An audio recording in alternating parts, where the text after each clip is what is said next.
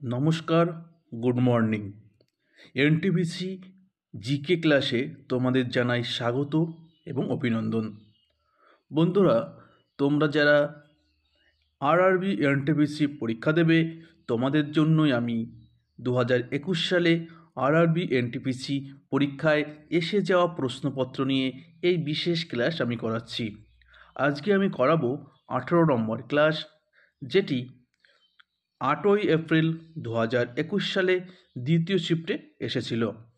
তো বন্ধুরা, তোমরা যারা এখনও পর্যন্ত এই চ্যানেলটি সাবস্ক্রাইব করোনি, তো বলবো অবশ্যই চ্যানেলটি সাবস্ক্রাইব করে নেবে। ভিডিওটা ভালো লাগলে বন্ধুদের সঙ্গে শেয়ার করবে এবং লাইক করে দেবে। তো চলো শুরু করছি আজকের প্রশ্নপত্রগুলো।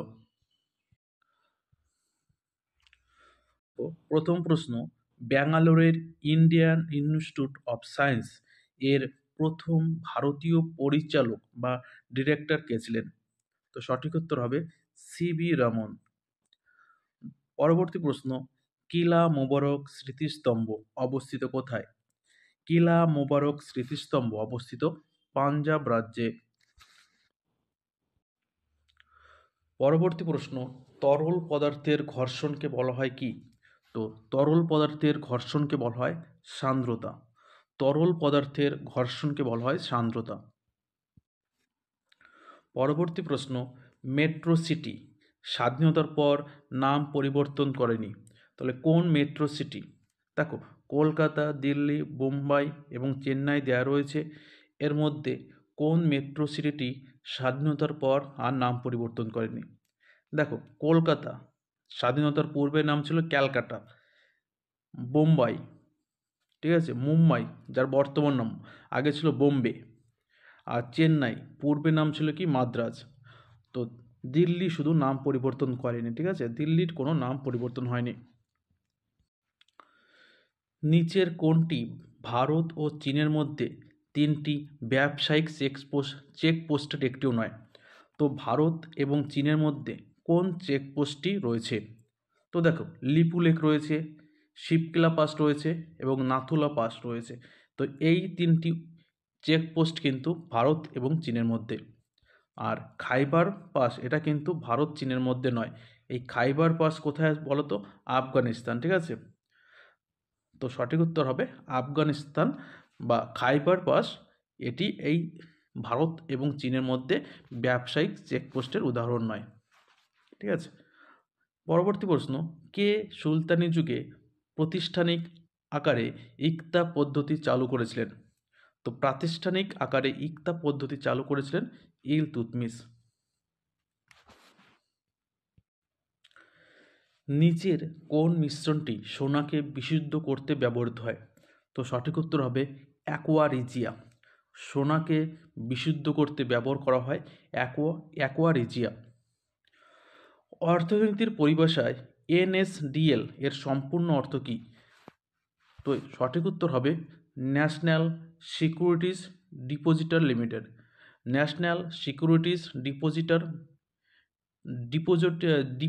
ডিপোজিটরি লিমিটেড, ঠিক আছে।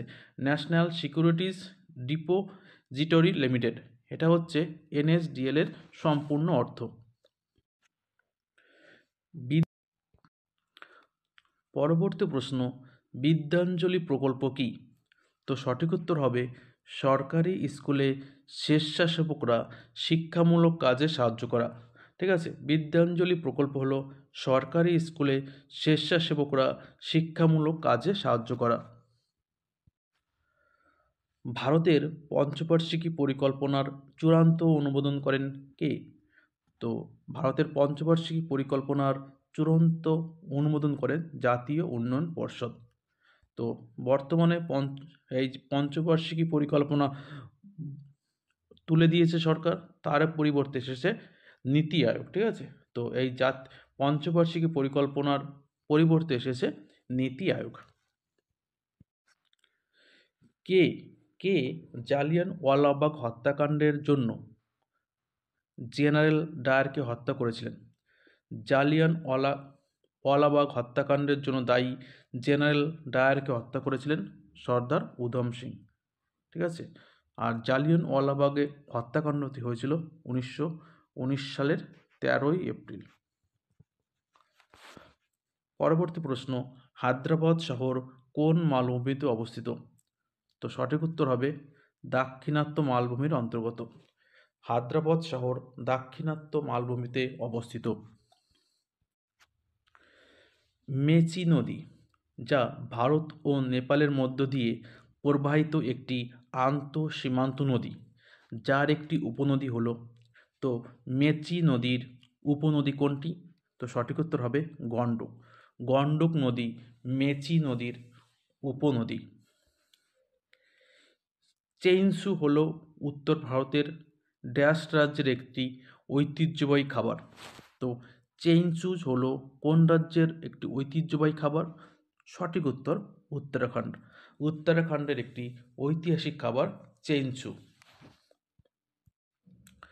ব্রিটিশ ভারতের শাসনের অধীনে 1937 সালে প্রাদেশিক নির্বাচনে পাঞ্জাব রাজ্যে কোন দল সরকার গঠন করেছিল? তো ব্রিটিশ ভারতে 1937 সালে প্রাদেশিক নির্বাচনে পাঞ্জাব রাজ্যে সরকার গঠন করেছিল ইউনিয়নবাদী দল। ইউনিয়নবাদী দল। তো সঠিক উত্তর হবে ইউনিয়নবাদী দল। রূপালী বিপ্লব কিসের সাথে সম্পর্কিত? তো রূপালী বিপ্লব হলো ডিমের সঙ্গে সম্পর্কিত, ঠিক আছে? রূপালী বিপ্লব ডিমের সাথে সম্পর্কিত। ভারতের প্রথম প্রজাতন্ত্র দিবসের কুচকাওয়াজের আমন্ত্রিত অতিথি কে ছিলেন? ভারতের প্রথম প্রজাতন্ত্র হয়েছিল 1950 সালের 26শে জানুয়ারি, তাই তো? ওই দিন ভারতের প্রধান অতিথি ছিল ইন্দোনেশিয়ার রাষ্ট্রপতি। ইন্দোনেশিয়ার রাষ্ট্রপতি। ইন্টারনেটের ক্ষেত্রে আইএসপি এর পূর্ণ রূপ কি? ইন্টারনেটের ক্ষেত্রে আইএসপির সম্পূর্ণ অর্থ হলো internet service provider. Internet service provider, এটা হচ্ছে আইএসপির সম্পূর্ণ রূপ। জলের কঠোরতা দেওয়ার যোগ করে অপসারণ করা যেতে পারে। সঠিক উত্তর হবে ওয়াশিং সোডা। জলের অস্থায়ী ক্ষরতা দূর করতে ওয়াশিং সোডা ব্যবহার করা হয়। স্লিপিং সিকনেস এর কারণ কি? সঠিক উত্তর হবে আফ্রিকান মাছি। স্লিপিং সিকনেস এর কারণ হচ্ছে আফ্রিকান মাছি। দেখো, আফ্রিকান স্লিপিং সিকনেস ট্রাইপানোসা ব্রুসেই নামক পরজীবীর সংক্রমণের কারণে হয়, ঠিক আছে? চলো নেক্সট। নিম্নলিখিত ব্যক্তিদের মধ্যে কাকে ভারত সরকারের প্রথম আইন কর্মকর্তা হিসেবে বিবেচনা করা হয়? সঠিক উত্তর হবে অ্যাটর্নি জেনারেল। অ্যাটর্নি জেনারেল হবে সঠিক উত্তর। পরবর্তী প্রশ্ন, ভারতের সিকিউরিটিজ অ্যান্ড এক্সচেঞ্জ বোর্ড প্রতিষ্ঠিত হয়েছিল কত সালে? তো সিকিউরিটি অ্যান্ড এক্সচেঞ্জ বোর্ড বা সেবি, তো দেখো সেবি প্রতিষ্ঠিত হয়েছিল 1988 সালে, আর কাজ শুরু করে হয়েছিল কিন্তু 1992 সালে। তো এখানে কিন্তু 1988 অপশন ছিল না, তো 1992 অপশন ছিল, আর তোমাদের নিয়েছিল 1992। তো সঠিক উত্তর হবে 1992 সালে, ঠিক আছে? তো ভারতের সিকিউরিটি অ্যান্ড এক্সচেঞ্জ বোর্ড প্রতিষ্ঠিত হয়েছিল 1992 সালে। নিম্নলিখিতগুলির মধ্যে কে ব্রিটিশ পার্লামেন্টের প্রথম ভারতীয় সদস্য ছিলেন? সঠিক উত্তর হবে দাদাভাই নওরোজি, ঠিক আছে? দাদাভাই নওরোজি প্রথম ব্রিটিশ পার্লামেন্টের ভারতীয় সদস্য নির্বাচিত হয়েছিলেন। পরবর্তী প্রশ্ন, একটি টাইপরাইটারের মতো টুল যা কম্পিউটারের ডেটা বা কমান্ড পাঠাতে ব্যবহৃত হয় তাকে বলা হয় কি? তো সঠিক উত্তর হবে কিবোর্ড। কিবোর্ড সঠিক উত্তর। মিসিং উপজাতিরা কোন দ্বীপে বসবাস করে? মিসিং উপজাতিরা বসবাস করে মাজুলি দ্বীপে, ঠিক আছে? মিসিং উপজাতি বসবাস করে মাজুলি দ্বীপে। Bank of Madras, bank of Calcutta এবং ব্যাঙ্ক অফ বোম্বে একত্রিত হওয়ার পর কোন ব্যাঙ্ক গঠিত হয়েছিল? তো তো এই তিনটি ব্যাংক একত্রিত হয়ে গঠিত হয়েছিল ইম্পেরিয়াল ব্যাংক অফ ইন্ডিয়া।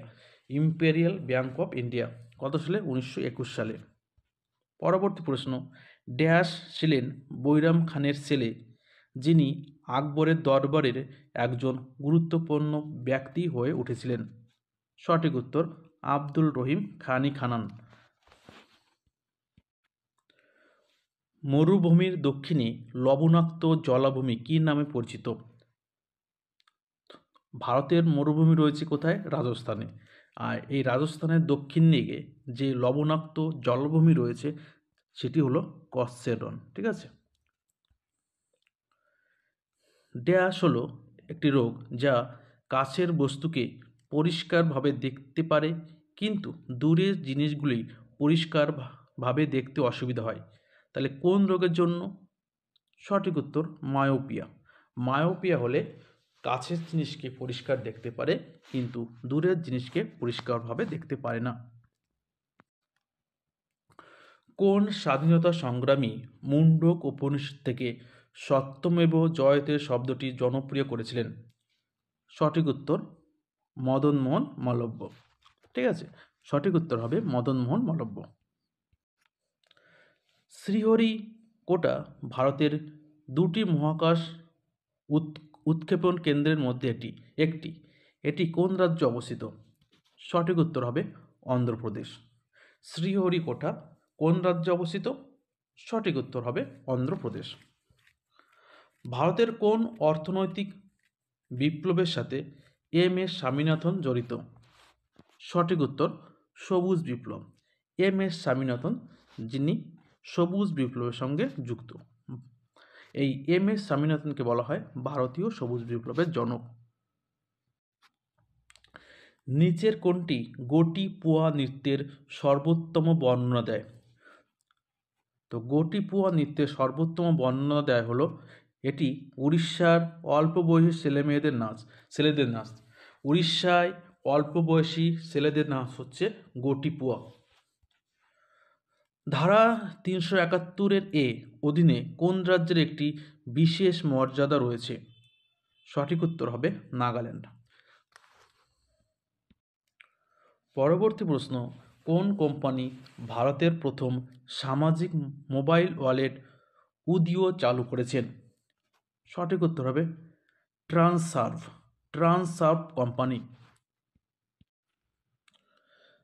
কাকে অল ইন্ডিয়া সার্ভিসেসের জনক হিসেবে বিবেচনা করা হয়? সঠিক উত্তর হবে সর্দার বল্লভভাই প্যাটেলকে। পরবর্তী প্রশ্ন, কোন আন্তঃগ্রহীয় মহাকাশযান 2011 সাল থেকে পৃথিবী থেকে ভ্রমণ করে জুলাই 2016-তে বৃহস্পতিতে পৌঁছেছিল? তাহলে বৃহস্পতিতে পৌঁছানো মহাকাশযান কোনটি? সঠিক উত্তর হবে জুনো। ঠিক আছে। পরবর্তী প্রশ্ন, ইউনাইটেড নেশন ডেভেলপমেন্ট প্রোগ্রাম বা ইউএনডিপি কত সালে প্রতিষ্ঠিত হয়েছিল? সঠিক উত্তর 1965 সালে প্রতিষ্ঠিত হয়েছিল। শেষ প্রশ্ন, স্বাধীন ভারতের প্রথম পররাষ্ট্রমন্ত্রী কে ছিলেন? সঠিক উত্তর জওহরলাল নেহেরু। ঠিক আছে, জওহরলাল নেহেরু ছিল ভারতের প্রথম পররাষ্ট্রমন্ত্রী। তো বন্ধুরা, ভিডিওটা এই পর্যন্তই। ভিডিওটা ভালো লাগলে লাইক করে দিও, বন্ধুদের শেয়ার করে দিও। আবার আগামীকাল সকালে দেখা হচ্ছে। ধন্যবাদ।